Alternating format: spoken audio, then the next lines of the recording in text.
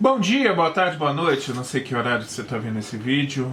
Eu sou Francisco Figueiredo, bancário, aluno do curso de EAD de Licenciatura em Matemática na Estácio, matrícula 2020-0413-7859. Nosso objetivo aqui hoje é uma aula com uma parte da atividade prática como componente curricular sobre Sociologia da Educação. E vamos ensaiar aqui, até porque o tema é enorme, pelo menos nas pesquisas que eu fiz, isso tomou uma dimensão enorme, que é tratar sobre observações e análise sociológica entre a sociedade e o meio ambiente. Para deixar claro, o link para essa apresentação que eu estou fazendo aqui, os vídeos mostrados nessa aula, bem como o relatório, que era opcional fazer o vídeo ou o relatório, eu decidi fazer os dois, estão aqui abaixo na descrição do vídeo. Aqui embaixo.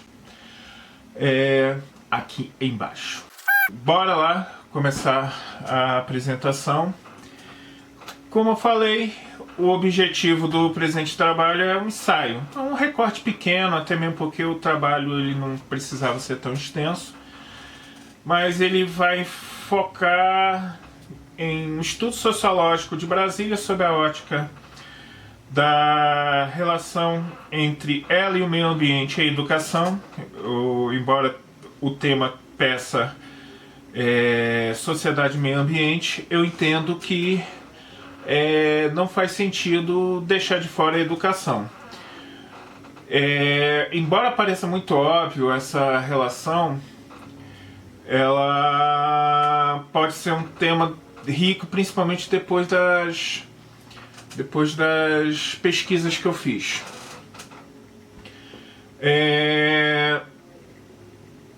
Sem contar que a gente vai falar também de extremos. Como será isso? A gente vai ver. Não reparem, a cadeira está rangendo, eu já mandei comprar uma cadeira nova. Mas vamos falar do contexto geográfico. O contexto geográfico é Brasília. O que é Brasília? Brasília é um quadrado, um quase quadrado, incrustado no meio do país. Foi uma cidade que recentemente fez 60 anos, ou seja, ela é muito jovem. Ela é a capital do país, hoje é o Distrito Federal. E tem um IDH considerado alto, 0,82, com 3 milhões de habitantes. Uma densidade aí de 400 habitantes por quilômetro quadrado, sendo que a gente tem núcleos de aglomeração, por exemplo, Águas Claras, que é a minha cidade, ela é densamente povoada, já que ela é formada por prédios, na maioria com pelotis de 8 a 25 andares.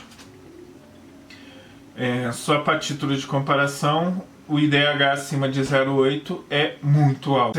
Só para título de comparação, o pior IDH do Brasil é Melgaço, na Paraíba, com um IDH de 0,4, que é considerado baixo, muito baixo. Uma característica de Brasília, diferente de outras capitais, é a sua multiculturalidade.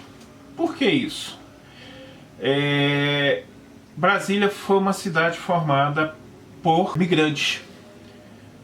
Como assim migrantes? Vieram pessoas de todos os lugares do país para construir a capital.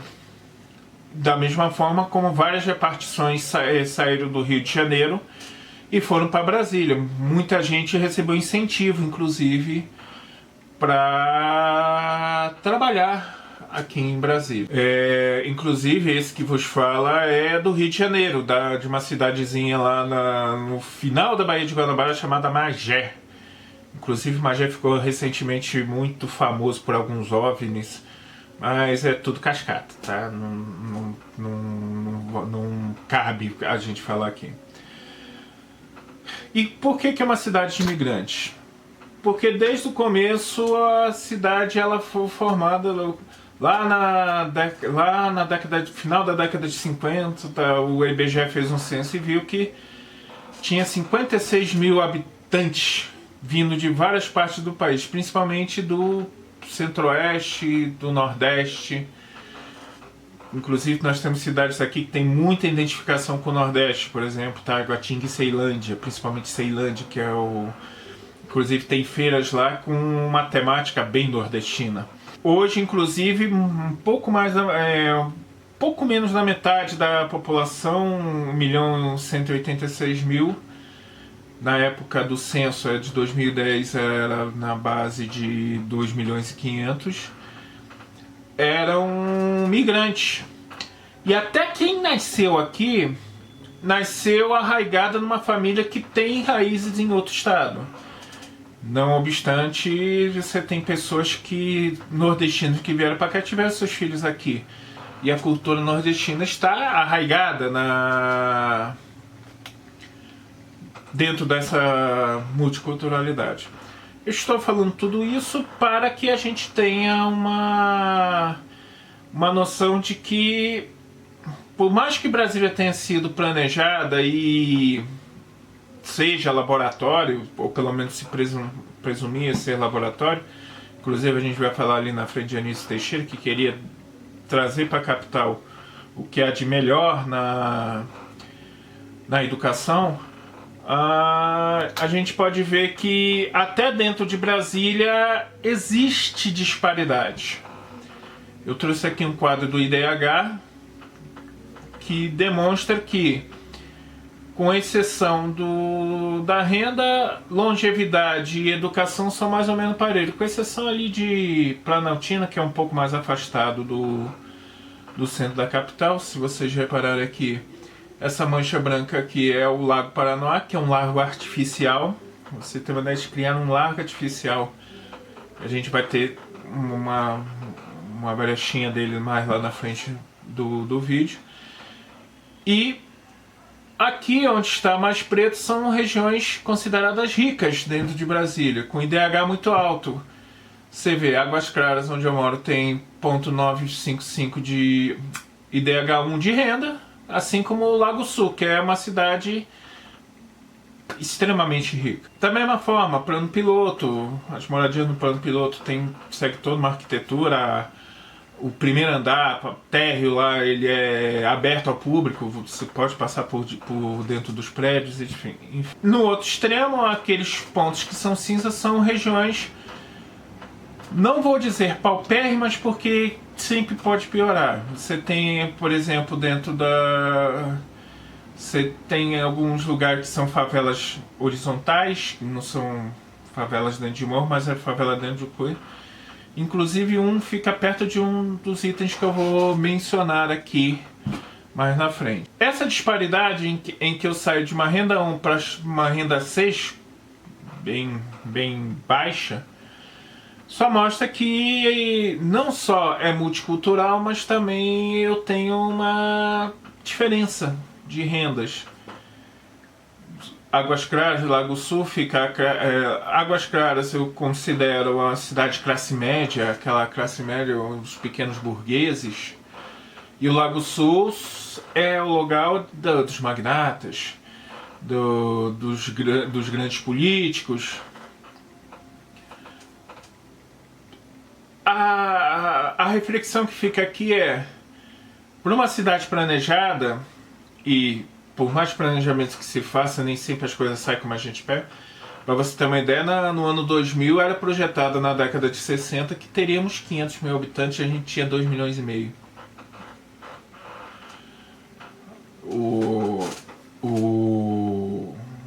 Nem nos melhores sonhos de JK se imaginava esse tipo de crescimento. Mas ser multicultural não significa ser cosmopolita, como Nova York, quiçá São Paulo. É muito estranho, eu arrisco a dizer que ele está mais para um quê provinciano do que necessariamente cosmopolita. É uma cidade que, por ter muita gente de outros lugares, ela traz essas culturas diversas, mas tem muita coisa em comum. Inclusive uma questão de preconceito. Vamos falar agora como uma cidade construída no Cerrado. Inclusive a gente brinca que é uma cidade construída no barro. Boa parte do cerrado ele é de terreno barroso. Inclusive eu tenho cidades construídas como Brasília e tenho cidades construídas como Plano Piloto, e tem uma floresta nacional dentro desse quadrado aqui, uma floresta enorme de cerrado, que a gente vai poder ter uma oportunidade de ver alguns trechos ali na frente. Mas agora, para ilustrar esses contrastes, eu vou mostrar um vídeo de um ponto da cidade que ele para mim é muito singular, que é o Pontão do Lago Sul. Vamos ver.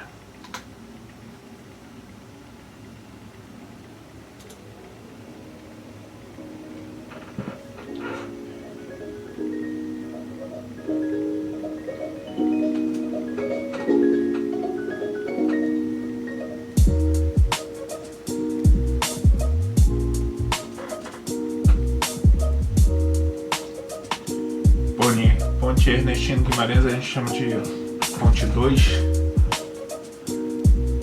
Aí temos uma visão do Lago Paranoá, um lago gigante, transita barcos ali dentro. E do final da ponte você tem um pontão do Lago Sul, lindo, com seus pórticos. A entrada é gratuita, mas consumir lá dentro não é barato não. Você vê toda preserva parte do cerrado. É um local onde os ricos se encontram. Você vê aí uma Ferrari linda, outra Ferrari. É um lugar onde o pessoal do surf se encontra. Tem a loja da Mormai, tem parque. E você vê que está tudo limpo, tudo bem trabalhado. Agora, já deu spoiler, pulou, né? Em contraste a isso, o pontão ele fica a uns 5 km da Praça dos Três Poderes, onde fica o Congresso Nacional, o STF e o Palácio do Planalto, que é onde fica a Casa dos Três Poderes, onde os políticos estavam. E muitos desses políticos frequentam esse lugar. Mas na outra ponta, a uns 13, 15 quilômetros, não é muito grande, uns 15 minutos de carro você consegue alcançar. Hoje está desativado, mas tem o lixão da Estrutural, que é onde tem ao redor uma das maiores favelas verticais da América Latina.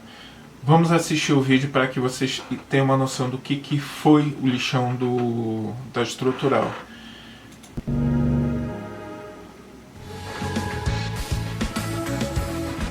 Você vê aí, caminhão mal despejava o lixo, os catadores iam lá, 7,2 mil toneladas dia.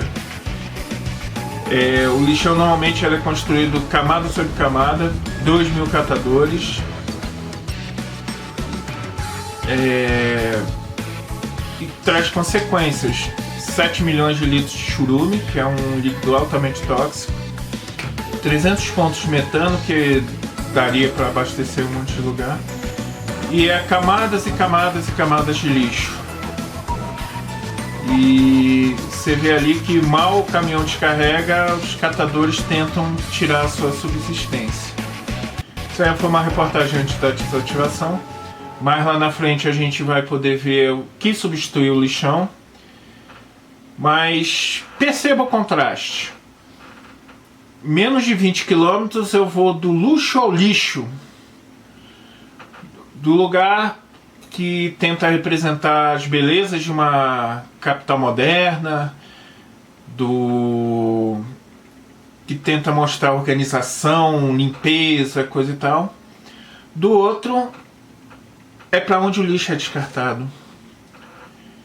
E perceba, enquanto você tem num lugar a burguesia e os líderes nacionais se divertindo, quase que com uma praia, do outro lado você tem pessoas que, por falta de opção ou história de vida, nunca se sabe,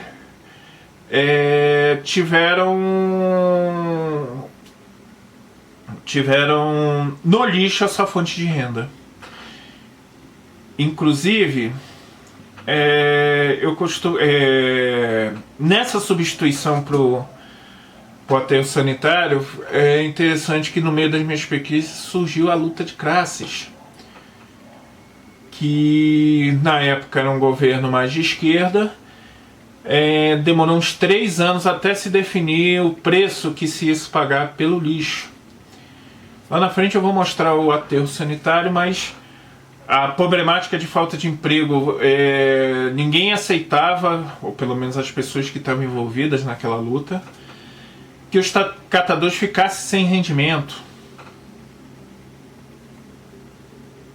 Nada contra, eu como ser humano queria que essa pessoa tivesse passado por uma escola e tivesse no emprego, ou emprego público, sei lá. Mas é tão diametralmente oposto em termos de pandemia, inclusive, que a gente tem pessoas perdendo emprego. Você vê que tem pessoas que sobrevivem do lixo e que se conformam com isso, ou não se conformam, não tem orientação de como sair disso. Mas enfim.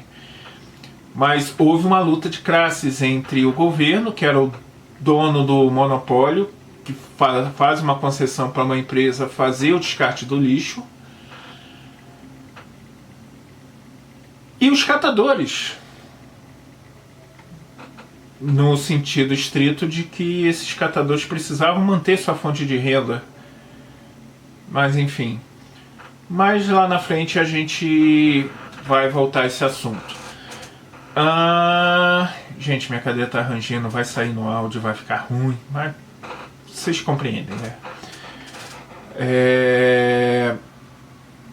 Um outro ponto, já que eu falei do meio ambiente, da sociedade, dessa multiculturalidade, eu também não posso deixar de apresentar o Anísio Teixeira. O Brasília teve seu plano educacional elaborado pelo Anísio Teixeira, que foi um dos maiores educadores do país. Inclusive nas matérias de educação ele é muito citado, lá na década de 40, quando ele fez uma luta para formar o MEC, etc.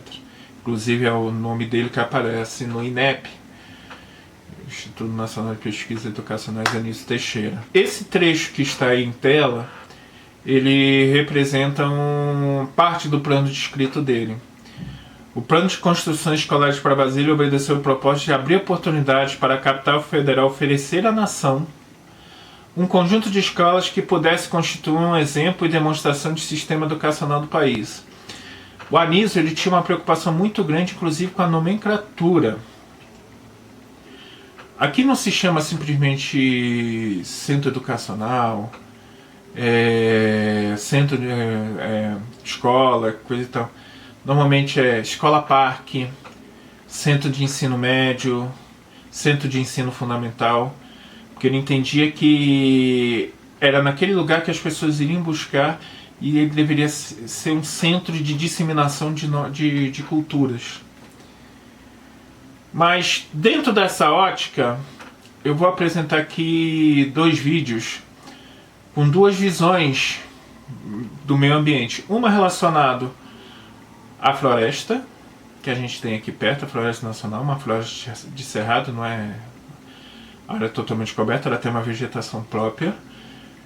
E vamos ver esse vídeo agora.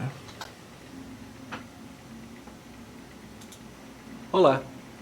Hoje vou apresentar a você o Núcleo de Educação Ambiental do Parque Nacional de Brasília. Vem! Meu nome é Jorge Martins de Souza, eu sou analista ambiental aqui do Parque Nacional de Brasília e coordeno um programa de educação ambiental que tem dentro do Centro de Educação Ambiental, do Parque Nacional de Brasília. É um privilégio ter um espaço rico. Só para entenderem, é um núcleo de educação dentro da Floresta Nacional, dentro do parque. Das escolas onde eles visitam, nós estamos na sala do projeto Leitura do Parque. E a gente pode ver aqui em volta o trabalho das crianças, dos alunos, exposto. Eles passam um dia aqui e deixam o produto muito rico, um trabalho assim maravilhoso, que a gente tem muito orgulho de desenvolver com as escolas, com os professores, e ao mesmo tempo a gente tenta sensibilizar os professores para estar desenvolvendo projetos, né, de preferencialmente programa de educação ambiental também na escola, né, como prolongamento entre o parque e a escola. Cara, o cerrado é lindo, é muito lindo.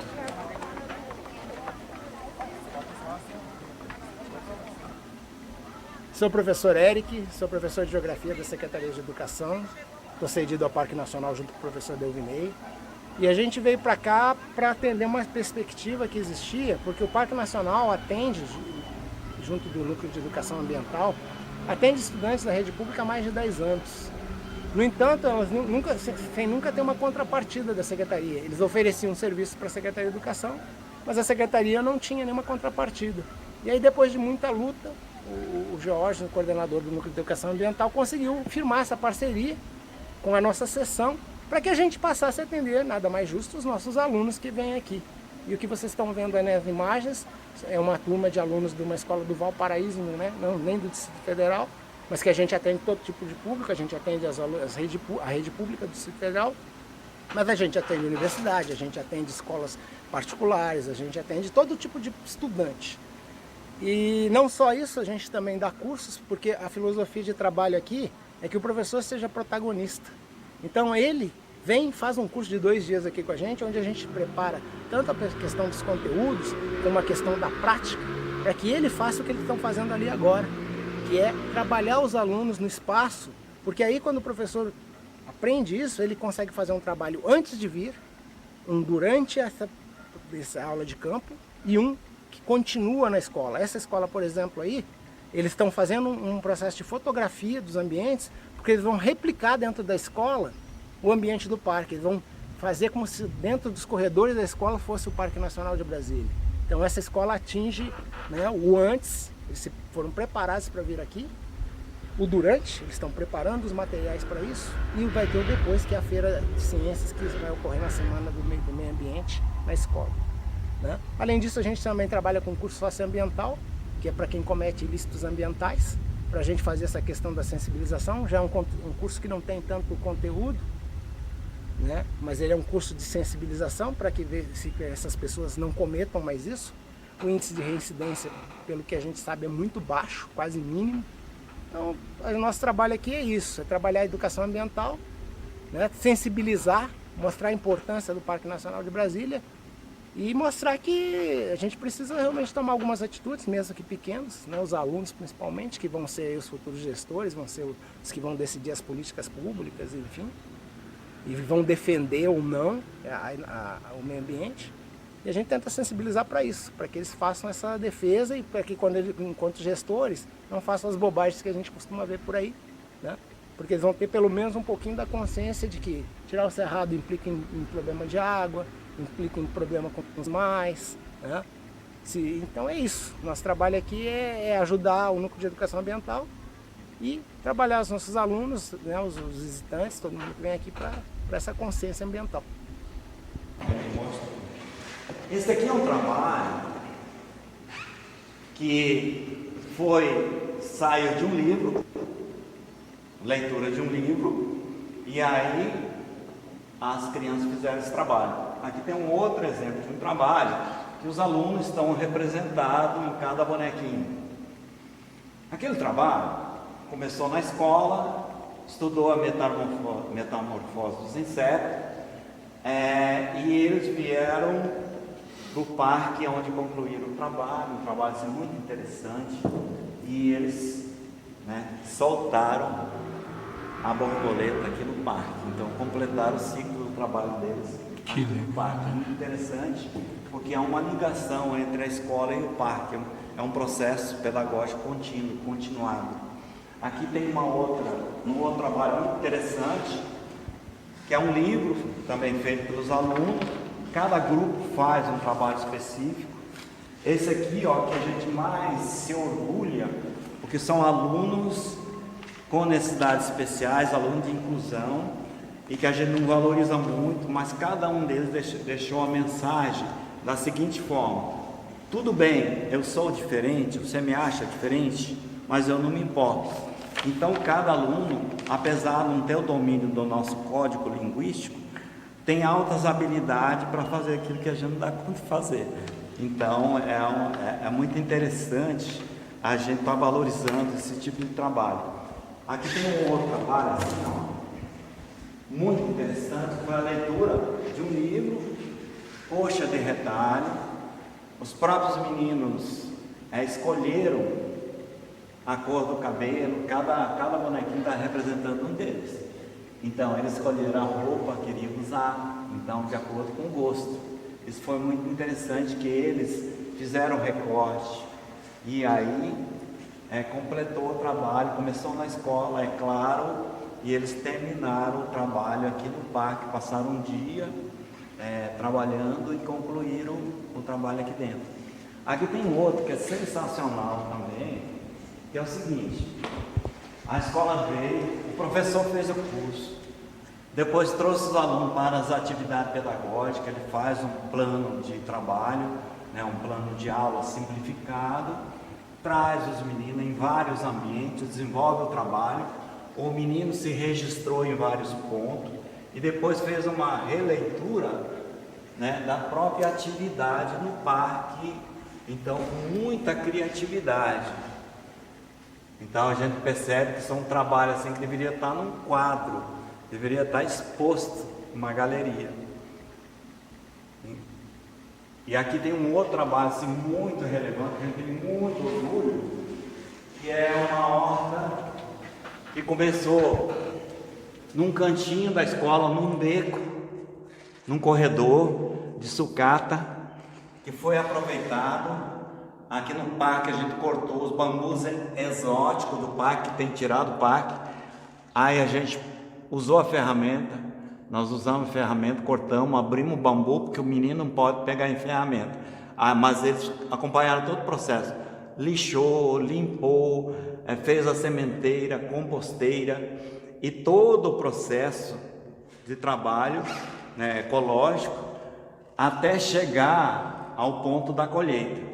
E todo esse processo foi pregado no muro, em parede, por falta de espaço, mas foi uma adequação ao ambiente da escola, e que essa horta continua e é produtiva, e hoje evoluiu para usar canos descartáveis de construções que foram cedidos, e eles já, além da horta, já estão também no jardim de cheiro, e também construindo um pedacinho de cerrado na escola, por falta de sombra, de presença de arbórea do cerrado. Eles estão recompondo um pedacinho. A gente conseguiu as mudas, as espécies de cerrado para eles plantarem, e essa parte aqui é uma culminância, onde integrou a comunidade como um todo, a comunidade escolar, que não cabe todo mundo dentro de uma horta, mas cabe,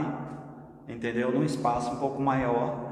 Foi a maneira para integrar, né, a comunidade escolar, para valorizar mais o trabalho, porque o trabalho quando é de um só, geralmente não dá muita liga, mas quando é do conjunto como um todo, quando é coletivo, ele tende a continuar.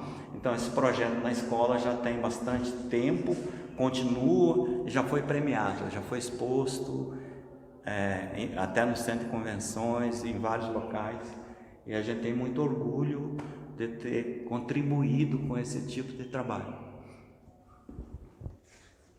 Aqui tem um exemplo Um aluno trouxe aqui da Asa Norte o ninho de um sabiá. Ele achou curioso o seguinte, que o sabiá não encontrou material suficiente da natureza e usou plástico. Ou seja, o pássaro, né, já vai nascer comendo plástico. E com certeza ele não vai sobreviver.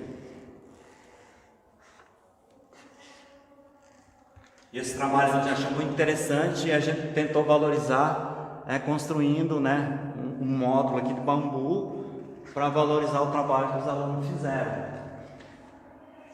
E esse módulo foi construído pelos alunos? Esse módulo a gente construiu aqui com os alunos. A gente conseguiu uns parafusos, eles ajudaram a montar e expor o trabalho deles.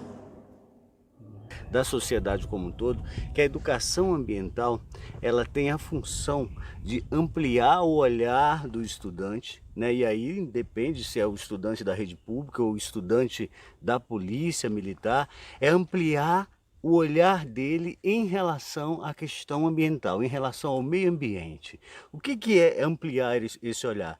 É porque nós percebemos que o nosso estudante, que esse é o status quo vigente, né, ele se coloca do lado de fora do meio ambiente, né? O meio ambiente está fora de mim. Então, quando nós falamos em ampliar o olhar, nós queremos que ele amplie a sua forma de ver para que ele possa se incluir dentro desse meio ambiente, para que ele perceba que nós todos, que o ser humano faz parte desses ecossistemas e que estão integrados, que é uma rede, que é uma teia e que nós fazemos parte disso. Então, ampliar o olhar é justamente trabalhar com os estudantes essa perspectiva dele estar dentro do meio ambiente, dele fazer parte do meio ambiente. Ele não tem que preservar o meio ambiente porque ele é legal, porque ele é bonzinho ou porque ele é consciente. Não, ele tem que preservar o meio ambiente porque isso é parte integrante dele, né? E aí a gente foi abordando várias formas de ilustrar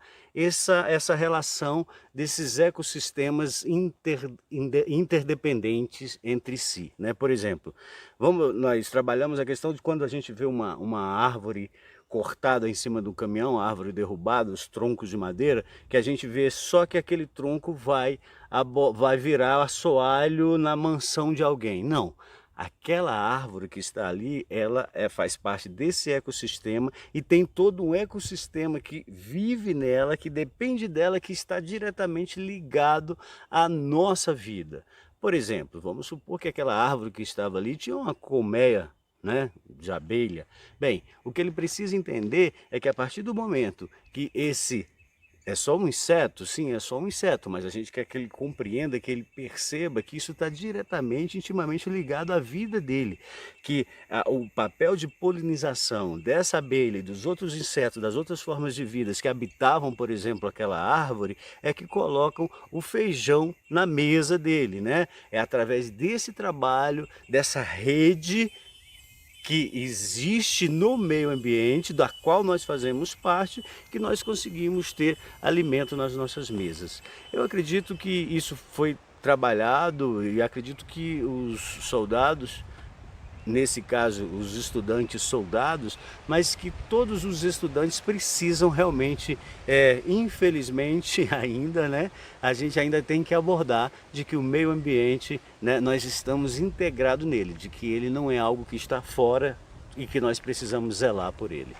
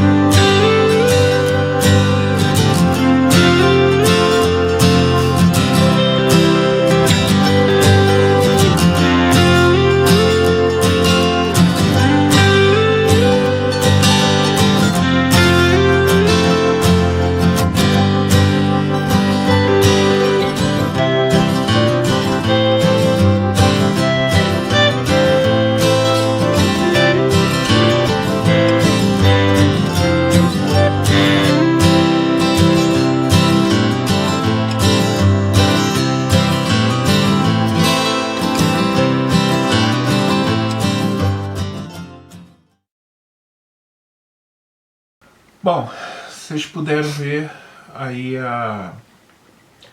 o vídeo mostrando o trabalho de conscientização ambiental. Agora a gente vai assistir mais um vídeo que é o outro lado, o lado do lixão. O lixão que foi substituído por um aterro sanitário. E o pessoal do Colégio Militar de Brasília foi lá fazer essa visita e nos mostrar um pouco esse trabalho.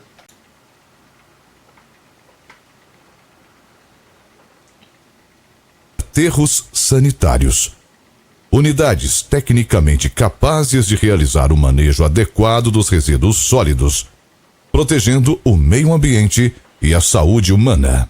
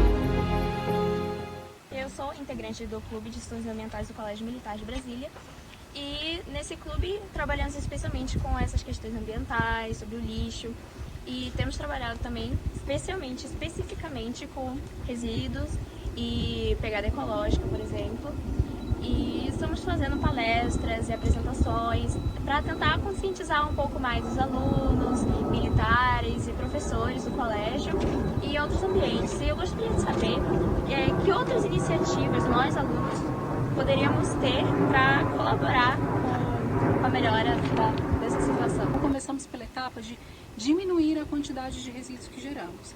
E para aqueles resíduos que nós não conseguimos evitar a geração, para que a gente faça uma separação adequada e uma destinação adequada. E até mesmo fazer compostagem daquela parcela de orgânicos. Então toda parcela de orgânico pode ser direcionada para um processo de compostagem ou para um minhocário.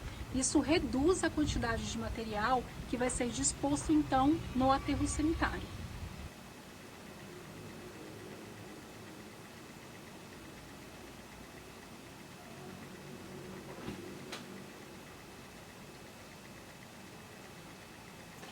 Bom, esse vídeo é só um recorte. Muito tem se falado a respeito de manejo de resíduos. Boa parte dos resíduos em Brasília ela está passando por reciclagem. Inclusive existe muito trabalho em cima da logística reversa, que é o reuso do que foi descartado. Isso passa por uma conscientização, tanto que aqui no meu prédio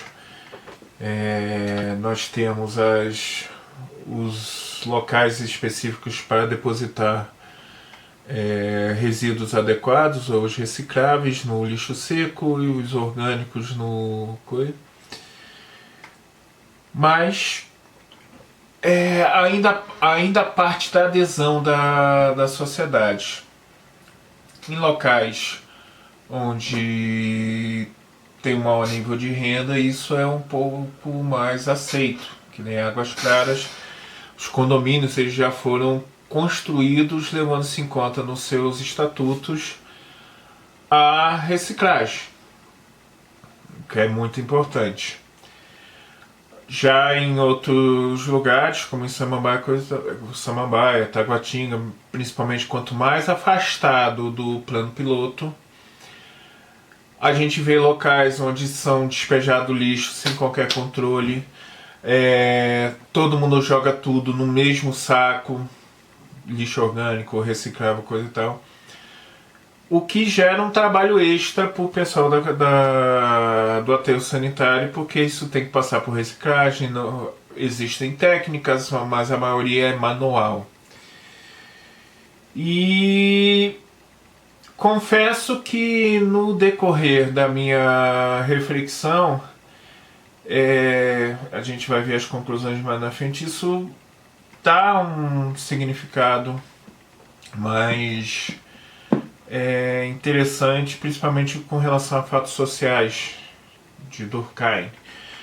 Então, esses dois pontos de vista de dois projetos educacionais, um do Colégio Militar, que levou seus alunos ao aterro sanitário para ver as diversas formas de reciclagem, ou o projeto educacional da Secretaria junto com o ICMBio na Floresta Nacional, são dois pontos de vista. Só que o projeto educacional sempre esbarra num porém.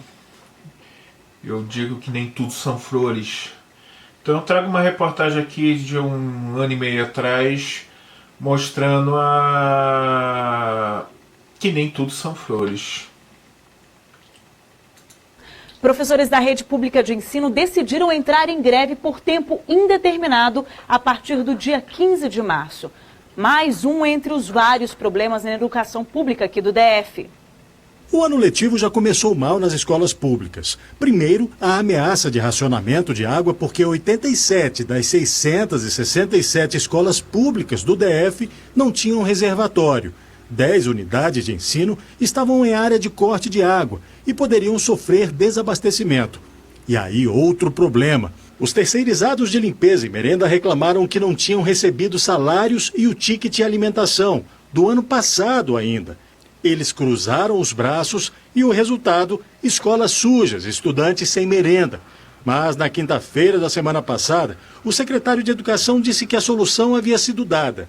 Hoje foram feitos os pagamentos das empresas, que têm os servidores de conservação e limpeza e merendeiras, para que eles que estavam parados em decorrência de atraso no pagamento possam retornar e durante o final de semana efetuar a limpeza das escolas. Um novo problema. Os professores botaram a boca no mundo e mesmo com tanta arrumação nas escolas para receber os estudantes, avisaram que as aulas poderiam nem começar, porque o governo do Distrito Federal tem uma dívida com a categoria.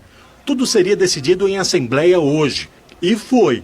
Mais uma vez, boa parte das salas de aula da rede pública esteve vazia. Os estudantes ficaram em casa e os professores e orientadores educacionais se aglomeraram em outro endereço, em frente ao Palácio do Buriti. Cerca de 3.000 educadores, segundo a Polícia Militar. Eles gritaram por reajuste de salário de 18%, pelo cumprimento do plano de carreira, pelo reajuste do auxílio alimentação.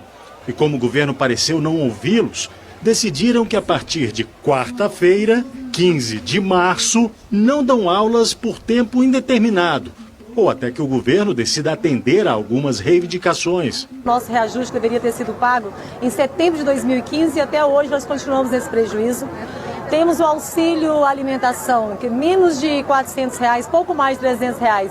E nós estamos no 3º ano também sem a atualização desse valor. O governo já avisou que não tem condições de dar o reajuste pedido. A Secretaria de Educação já havia convocado professores temporários, aprovados em concurso, para completar o quadro e substituir outros que deixaram as salas de aula e hoje participam da gestão escolar.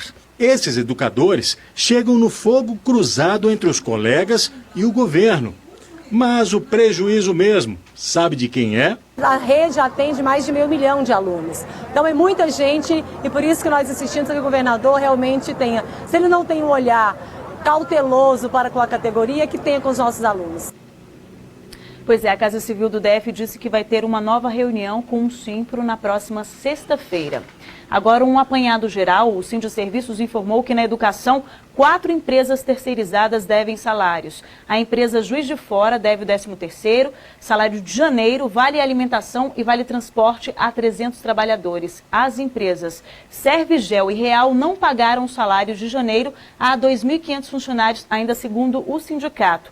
E a empresa GIE ainda deve o 13º a 300 merendeiras. A gente tentou contato com todas as empresas, mas nenhum representante se manifestou sobre essas dívidas. Então, veja só que coisa curiosa. Brasília, cidade planejada. Aliás, planejamento é algo que falta aos governantes, por incrível que pareça. Não se prepararam para uma crise hídrica que houve aqui no DF. A gente ficou 560 dias em esquema de racionamento, rezando para os reservatórios não pararem.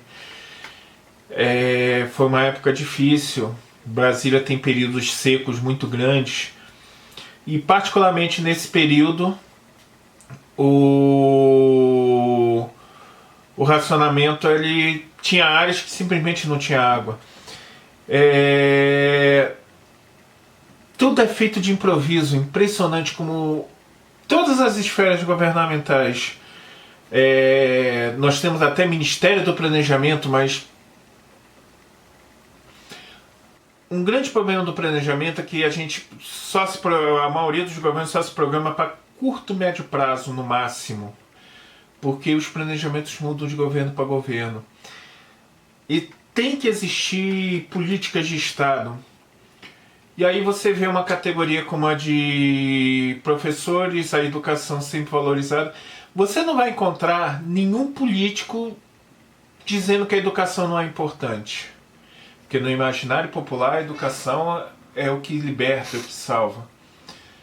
No entanto, até por experiência própria, eu fui aluno estudante do ensino público. Estudei em faculdades públicas, não pude concluir por escolhas, por fatos que passaram na minha vida que eu tive que optar entre o trabalho e a faculdade. Mas há de se pensar o quanto existe de planejamento. Existem os planos do MEC, mas eu vejo cada vez mais que a educação ela se torna secundária na agenda política. E se a educação ela se torna secundária, você tem greve de professores todos os anos. Aliás, eu acho que a estratégia de greve é a pior possível, porque só prejudica os pais, não afeta o governo em maneira nenhuma. Eu acho que deveria haver só uma sugestão, uma agenda política que envolvesse os pais de alguma maneira, porque não tem coisa que político mais teme do que o eleitor. Mas enfim, fica a dica. Para a gente terminar a nossa aula aqui, que ela já está se estendendo, nós vamos trabalhar algumas conclusões. Nós falamos aqui de lixo, luxo, educação ambiental. E quais as conclusões que nós chegamos? A reciclagem e até a política socioambiental como um todo, ela não pode ser vista como um fato social, isso numa visão de Durkheim. Por que não? Porque lhe faltam elementos, parte dos 3 elementos que compõem o fato social, que é a coerção social. Se eu não reciclar, se eu pegar a coisa e jogar tudo no lixo orgânico, não existe consequências. A não ser aquelas consequências éticas de pensamento ou de consciência. Eu sou consciente que reciclar é algo que é necessário, é preciso. Mas se eu não reciclar, tudo bem. Não é diferente, por exemplo, não vou viver sem dinheiro. como foi dado o exemplo do professor nas videoaulas. Viver sem dinheiro é um bocado complicado. Agora, se vive bem sem reciclagem. Não existe a coerção social de que você tem que fazer. Diferente em outros países, com uma consciência mais elevada, se a gente deixar de fazer, a gente é advertido pelas próprias pessoas da sociedade. É um bocado complicado isso, porque nessa falta da consciência coletiva, a coerção social se torna uma... Então, por mais que tenha exterioridade e generalidade, ainda não há coerção. Então ela não pode ser tratada como face social. Embora eu entenda que a falta da coerção ela se torna uma anomalia. Mas enfim. Outra conclusão que eu percebo é que a luta de classes continua cada vez mais viva. A luta dos catadores de lixo para não perderem sua renda e dar sorte de encontrar um governante com tendências marxistas dentro do contexto, para mim me deixou claro que essa luta de classes ela acontece todo dia, seja para o funcionário público, seja para o trabalhador. Num país que não tem pleno emprego, nós estamos com 12 milhões de desempregados, arrumar formas de subsistência são o dia a dia. E fora a luta de classes entre as pessoas que não... Por exemplo, quem recebe Bolsa Família e quem critica o Bolsa Família. Eu acho engraçado que muita gente pode...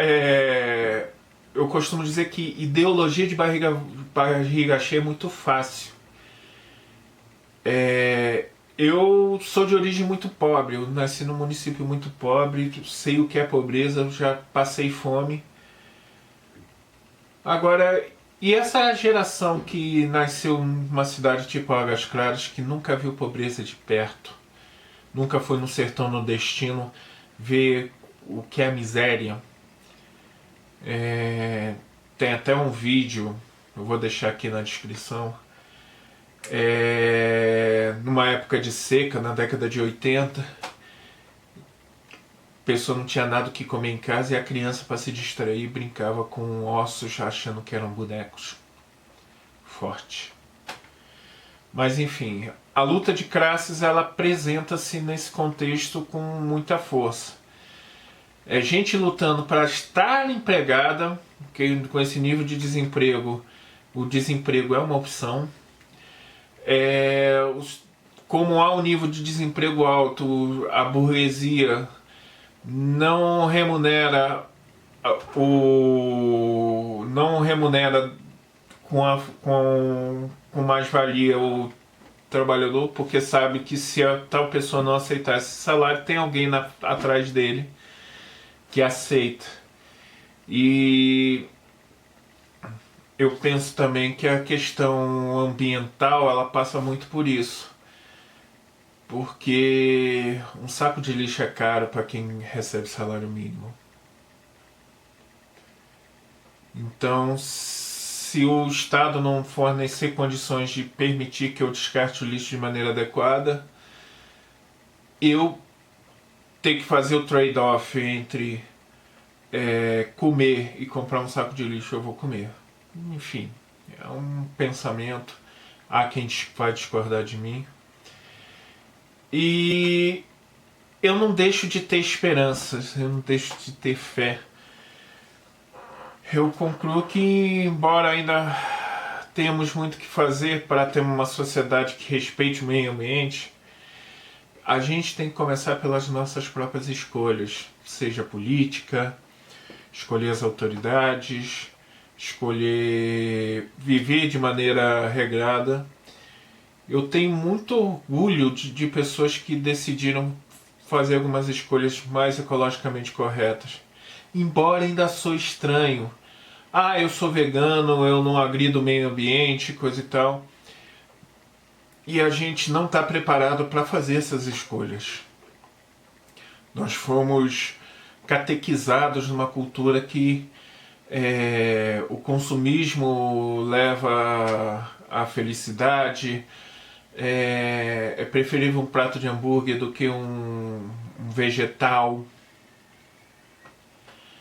Mas eu tenho esperanças de que a gente consiga, com a nossa autoridade do exemplo, de sermos divulgadores de boas práticas, chegamos a uma consciência coletiva, propagar essa consciência coletiva.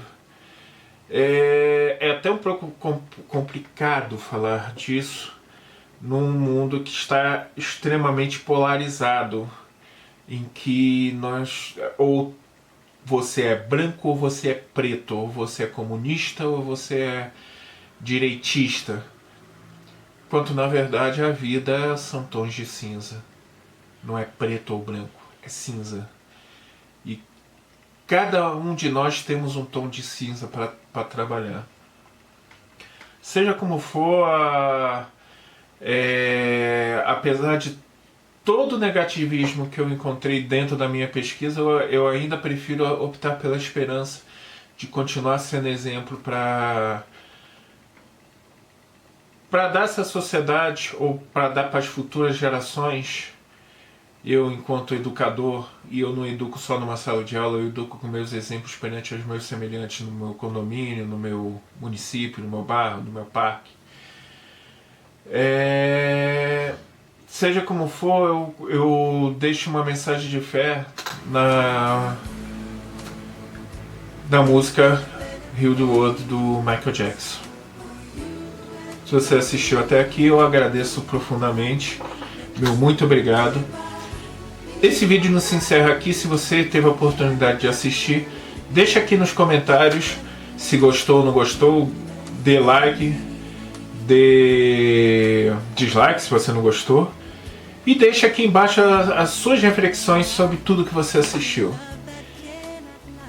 Eu, antes de mais nada, quero deixar um abraço aqui e até a próxima.